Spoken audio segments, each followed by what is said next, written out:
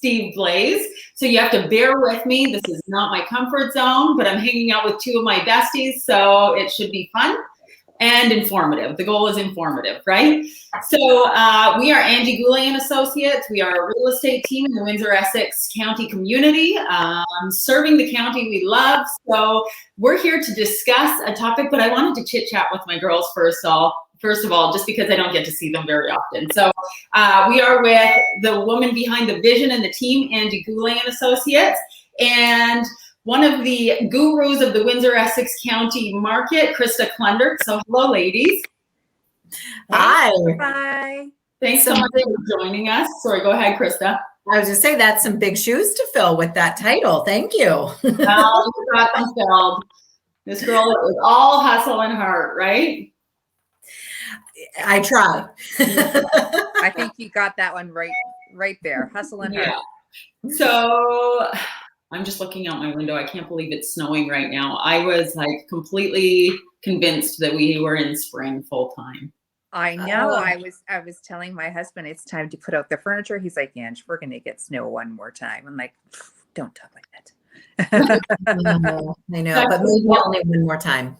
Right. I'm ready to open the pool. Like yesterday, I thought we were going to be able to open the pool. It doesn't look like that today, does it? No. I thought the same thing. Are you doing your phone? It's on.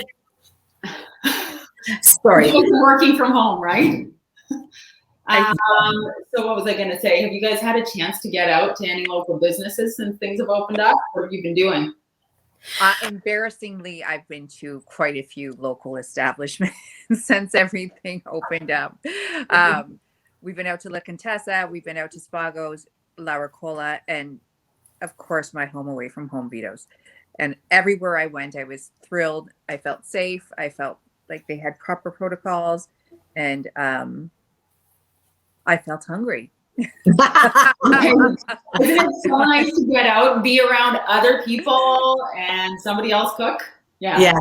It's so nice. Even Andre and I popped in somewhere last night, and I was like, it just almost feels like a little bit of normalcy that, he called me, what time are you done work? Let's meet for dinner, Yeah, that's wonderful. Yeah. Wonderful. How about you, Krista?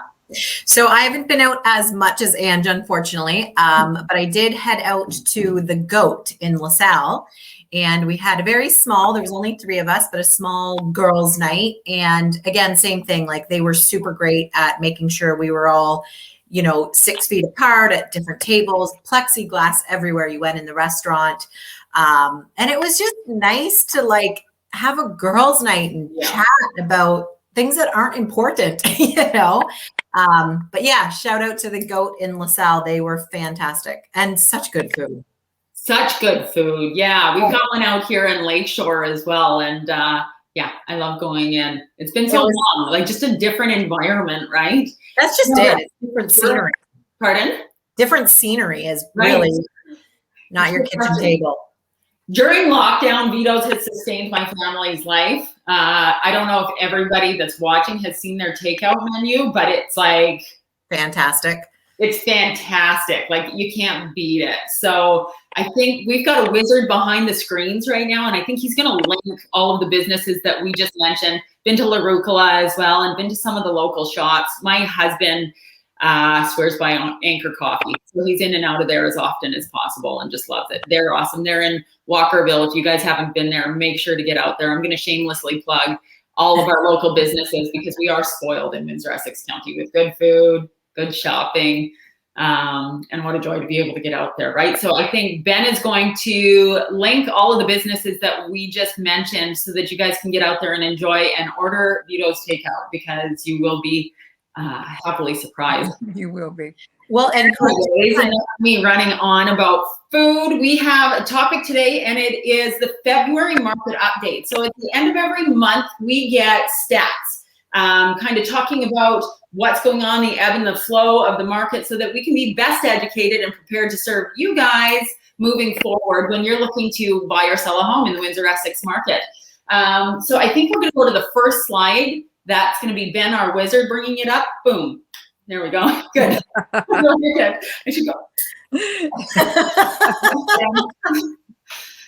Okay, so Angie, do you want to go through this a little bit? Sure. So what we're looking at, this, our team publishes this once a month. This is, we get all the stats from the board. Average sale price sitting at $481,221. That's a 24% increase, almost 25 from the previous year. Crazy.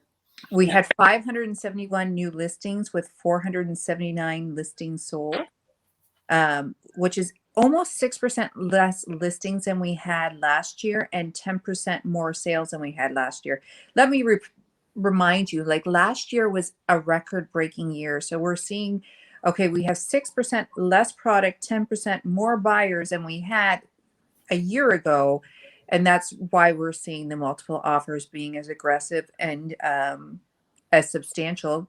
I think we saw two go 250 to 300 over asking recently. So that's why we're seeing those numbers so high. Well, and some agents underprice it. Let's be honest with each other. All it. But did I say, are we live? Can we cut that? No. So we're seeing, like I said, 6% less product, 10% more buyers. That's going to always supply versus demand. And here we are with 30 offers on one property. Right. Krista, do you have anything to add to that? I think the almost 10% increase in units sold as well. We've seen such a huge influx of people coming from out of town. Yeah. So not only because they've realized that they can be in a smaller city, we'll just use that terminology, a smaller city, a cheaper city than some of the big cities and still work from home, right? So I think that is definitely what is included in that nearly 10% over. But inventory is down. I mean, that is no secret. And that is what is increasing all of these prices, right? It's a bidding war added with the influx of people coming from out of town and all-time mortgage rates, all-time low on mortgage rates, right? It's just adding to it. So yeah. Here's a shameless plug. If you're looking to list, now's the time and we're the ones to call. Next slide, please. Well, it's interesting you say that, Fee, because as of Monday, as in 3 days ago, whatever day we're on this week, we did start to notice a little bit of an increase in inventory, which is great for our buyers, right? But we know historically since beginning of time, spring is when people list. So I feel like you've got this little bit of a bubble or this little bit of a chance to get your house on the market now, and you've got less competition. So you're right. Now is the time. And I'm just going to go back and delete that word bubble because it's like the most evil word used in the real estate market. And I don't believe that's what's happening at the moment. But no, yeah, that's a blip in time, right? Yes. Time that it's just like the prime time to get your house on the market. And I think it'll continue to be a good time to sell. But if you're looking to be the only guy on the block or the area, now is that time, right? To really hold your whole subdivision, whatever it may be, right? It's always great to be the only guy, the only option. Yes. And I think too, with the announcement that mortgage rates are going to be going up slightly, we always see as soon as they announce that, buyers kind of shrink back a little bit, right? And they kind of, until they get used to it again and realize that it's really made no difference. So I do think we're in that good time that if you are thinking of selling, it's now. And with us. All right, next slide. Shameless plug. Yeah. Thank you, Ben, the wizard behind the screen. So this is activity by price. And the biggest thing I see here, and I'm sure you ladies would agree, is that our bottom has moved up drastically, right? And that's what our averages show. But this just is such a great visual to show that entry level is not what everybody has in the back of their head any longer. Who wants to chat on these numbers? I'll throw it out there. What I love about this graph is, I think it was 2 years ago, they switched to having up $1 million and over, but it used to be 650 and over. And that was one portion of the market. And they did not differentiate between 650 and 800 and 2 million. And that market sat around 3% for years and years and years and years, sometimes as low as 2%. Sometimes I saw it hop up to 4%, but right now we're looking that $600,000 is a very, very, very active marketplace, right? That 450 and under is still our sweet spot. That is where, you know, there's a ton of buyers and there's a very limited inventory. But it really speaks to me how drastically Windsor Essex has changed, because like I said, right now, I think when I look at this graph, and I'm just trying to take a better look here, I didn't wear my glasses because I think I look better without them, but I can't see very well. You look fantastic no matter what. Don't worry. Yeah, that $600,000 market is a good portion, a good percentage of our entire inventory and what's going on here, right? And we're looking at semi-detached and townhomes selling in the 600 and even up to the 700 price point, which is just, it's again, Essex County has usually undervalued our semis, our semis and our townhomes and our high rises, and we're seeing that is starting to change, and I think that trend is going to continue. I do agree. I just got an email last night, even from another condo development going on. Like, they're kind of popping up everywhere now, and people are interested. I think a lot of people are looking for, we've got an influx of people looking for yards that have never had them. And then we've got a whole population of either, say, millennials and our aging population that are looking for maintenance-free living, right? And so we've got bigger groups in all of these, and everybody's looking for a little bit different, but we really, single family homes isn't the end all to be all anymore, right? Right. And it's nice that we're able to offer a lot more variety right now, right? Like, we know that Windsor was always kind of on the low end for condos, low end as in just not a lot of them. Now we're seeing more condos, we're seeing more townhouses. So it's giving a lot more options, which is nice. Makes it fun to sell, right? Yeah, exactly. Okay. Did you have anything else to add to that, Krista? Sorry. No, that's okay. I think one thing I do want to say, and I don't know if this is to do with stats, but it results in that. Ange had mentioned earlier about underlisting. So we have to remember that on this chart, on this graph, 300 to 450 is the biggest bar here that we're seeing on the bar graph. That's sale price. That's not list price. So we do know that Windsor is playing that game of underlist, list low, sell high, right? And yes, there are some people that are underlisting grossly and it's too low. But I do believe that here's my thought on this. The problem is right now that buyers' mentalities are still, we list low, we sell high. Sellers' mentality is list low, sell high as well, right? They want to see that kind of shocking number, but we almost need to transition our buyers and educate our buyers and sellers to list where you want to sell. And if everybody jumped on that bandwagon, which I think is either going to take years or will never happen, and I could be completely wrong. This is just my 2 cents, right? But until that happens, I think we're always going to see this list low, sell high. So, a $450,000 sale price was probably listed at $325,000 to $350,000. Or even $299 right now. Or even $299, right? Like, the new norm is $150,000 over, right? It's funny because I almost feel like some sellers and some selling agents feel like it's bragging rights. We lost you, Ange. They'd like to brag that they got, $200,000 more or $300,000 more, where the reality is if we can all get on, get into the same mindset, that's not a win. No. A win is selling for a fair price. You're not in a competition to see how much more you sold your house for. Actually, you want to hear a funny story? Yes. My son. I love when she looks behind herself to tell a funny story to make sure no one's listening. Everyone's listening, okay?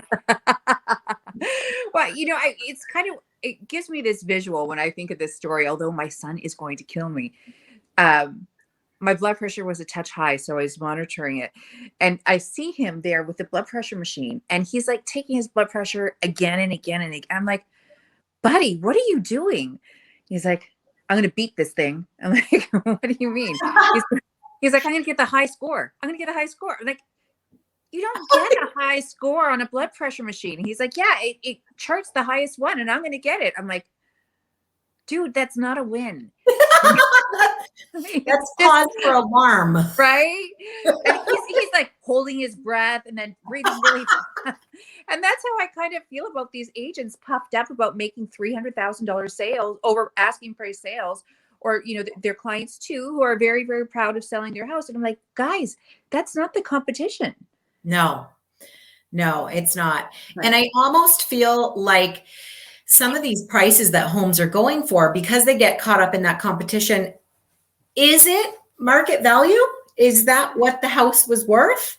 You know, or was that almost a desperation buy, or I'm going to win this competition buy, you know? And I feel like it's skewing our numbers. And I mean, I know market value is sale price, but is it? Conversation. It's a conversation. So what are we doing to prepare our buyers for that? We have a group chat, so we really work cohesively. We've got a fairly large team, and what we do is take everything that we're doing out in the market, everything that we're doing with our clients, and we bring it back and we compare numbers, right? We really take that experience and work to keep as relevant as possible on top of things and as educated with yesterday's market so that we can be so prepared today to serve you, right? So because we know a week ago was different than today, like it's just so rapidly changing. So we've got, actually Krista probably does the most input into that chat group. So do you want to kind of talk about what we do in that? Yeah, sure. So we actually are keeping track of every house that we're privy to. I mean, we're not privy to every single listing on the market, believe it or not, but we track the sale price. I'm sorry, let me start over. We track the listing price, the number of offers, and the final sale price on a property. Right now, the average, these numbers are mind-blowing to me. The average is almost 14 offers on any given property and just about $14,000 per offer over asking. So for easy numbers sake, that's 14 times 14,000, but let's just say there was 10 offers. That's 140,000 over asking price. So right now the average is 14 offers, 14,000. I can't even average in my head. That's the average, and the average price point is 481,000, right? So does that mean that house is actually listed at 320? Yeah, it does. And that's what it's selling for, right? So I think that our team, for a shameless plug, our team is one of the only teams that I know of that is tracking this. And it's one of the only teams that I know of that is able to give you that kind of education and that kind of advice. And as long as buyers are willing to put their trust in us and believe us, that's what's getting us houses. Right? Because of this tracking system that we use. A competitive advantage to have a really good idea what's going on in the marketplace. And because we have such an active team and we work like Fiona said, as a unit, and we're always inputting into our groups so that we can get the best numbers so we can be able to educate our clients the best, right? I don't think a lot of people have that ability, although if they're watching this, they can now tell their clients where the percentages are at for Angie Goulet Associates, and we're totally good with that. Yes. You're amongst yourselves. Just tell them to list with us after they buy. Yes, exactly. We're here for you. We've got one more slide we want to take a look at. And you know what? I love this because I think everybody wants to know, so what does it mean for me in my area, right? Yes. So who wants to talk about the different areas? I think this has been a trend that we've been seeing, correct? Yes, definitely. And you go for it if you can see it. I can see it. Can you see me when I zoom my screen in like that? Yes. Okay, perfect. Okay, so, I don't think anyone's hugely surprised to see that, Lakeshore has a lot of sales. The one area that's really surprising to me that seems to be on fire is Amherstburg right now. I don't know if anyone's been out to the new construction. Where is it? Kingsbridge. Kingsbridge. I honestly have never seen that scope of construction in Essex County ever. There is 40 houses all at the framing stage. Yeah. It's incredible. So, Amherstburg is on fire. And when you look at this, Leamington's doing well. And then we see that Windsor obviously is heads and tails above everything that we see here. I wish we had Tecumseh and Tecumseh and LaSalle separated here, because as we know, those two hotspots seem to be really, really doing well. Yeah. South Windsor, again, doesn't show how many houses for sale or sold in that smallest of districts, but that area just seems to be on fire. Mm-hmm. You know what I think might be a good thing for us to do right now, because we're so short on listings. Where do you ladies find your clients are looking for inventory and can't find? So that if you live in one of these areas, give us a shout if you have thought about listing. We definitely need listings in South Windsor, right? Where else? Yeah, East South Windsor. Windsor, East Windsor, Riverside, Lakeshore, LaSalle, Tecumseh always. Yep. Tecumseh was hot before anything was hot. Yeah, untouchable. But also what's interesting, and these numbers are kind of showing it, is I'm finding that people, again, thanks to COVID and working from home, they're not afraid to venture out of the city, Right. Like I've had clients that are even coming in from Barrie, Toronto, that sort of area, and they say to me, a 45-minute drive is nothing for me. I don't care if I'm 45 minutes out from the city, right? So I think too, like I'm kind of impressed with the Leamington number at 31 sales, right? But it seems like people are no longer afraid to venture out. So I've got, just to kind of piggyback on that, I've got a client that sent me listings they want to see, and one's in Tilbury, one's in Hero, and then some in Windsor, right? Like Yes. People are willing to broaden their horizons, so to speak, in search of bang for their buck and options and so on and so forth. And I think the county vibe is something that everybody, not everybody, but a lot of people are after, right? Like who knew Colchester would be the hot spot? I know. Right. Right. But these places they're booming. Yeah. Yeah. Yeah, I think buyers just need to be willing to be open, right? And say, okay, inventory is at a low, but I am interested, and even outside of this, I don't want to push another area if I'm not supposed to, but, maybe be open to areas like Chatham or, that really aren't that much further than, say, Leamington. Right. So anyway, yeah. Yeah. So what about conditions on offers? What are we seeing in the market? None. Right. So I think it's so imperative to have somebody like a professional in your back pocket that you're working with as a mortgage specialist. If you're looking for any, we have a handful that we really recommend that work well with our team. But if you've got somebody that you know and trust, that's fantastic. But somebody that can keep up with the market, right? We can do a lot of the legwork prior to writing the offer to make sure that you're protected, but that you're also staying competitive. So I think that's a big discussion, and I won't go into it. But it's a big piece of it. What about waiting till the market cools, ladies? Not a good idea. So the prediction originally was a 20% increase for 2021. Correct me if I'm wrong, but I feel like we've already seen 10% of that in the first 2 months of the year. Yeah. Right. So maybe that 20% was too low. Maybe we're only going to see another 10% over the next 10 months, but nonetheless, it is going up, right? So there is no cooling.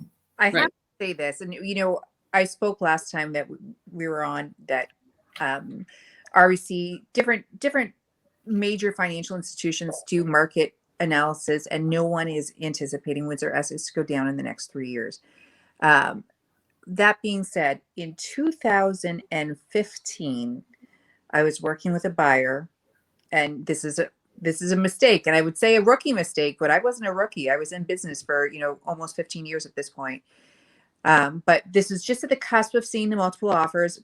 I think I've shared this with Krista about 3 times, how upset I was, because they said, I think we need to wait 6 months and see this market cool off, so that there's not multiple offers, and we're going to wait it out. And in that 6-month period, we saw not only multiple offers increase, but we saw like an 10% increase in price point, and made it almost impossible for them to purchase a home because they were first-time home buyers.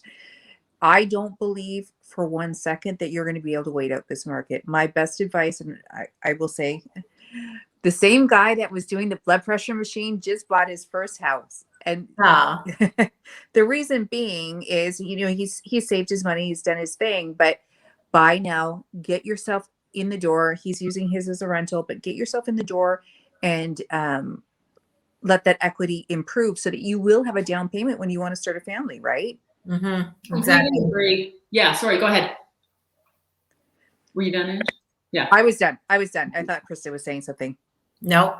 No, I just wanted to say, like, completely agree. We're discussing first-time home buyers next week. And that was one of the things that I was kind of thinking about. I've got a house of young adults at the moment, and I keep on telling them, I know it's high pricing. It's higher than you expected. It's higher than I expected. But what we need to do at the moment is get our foot in the door and get in and start playing the game that everybody else is in, right? Right. You need to get your foot in the door in order to benefit from this fantastic market, right? Get it out of your mind that you need to buy your dream house. You don't need to buy your dream house. You need to get in the game. Right. Yes. We need to get in the game. I agree. And we're going to talk about how to do that next week. So stay tuned. Join us next Thursday at noon, and we will be talking to first-time home buyers about how we can equip you, how we can educate you, the tools to have in your back pocket, and like we said, how to get your foot in the door. So ladies, thank you so much. This was a lot of fun. Thank you. Enjoy the snow. Yes, I can see it outside my window as we speak. Yeah. Ugh. The sun is snowing. Take Have a care. great day, everybody. Bye-bye. Bye. Bye. Thanks for joining us.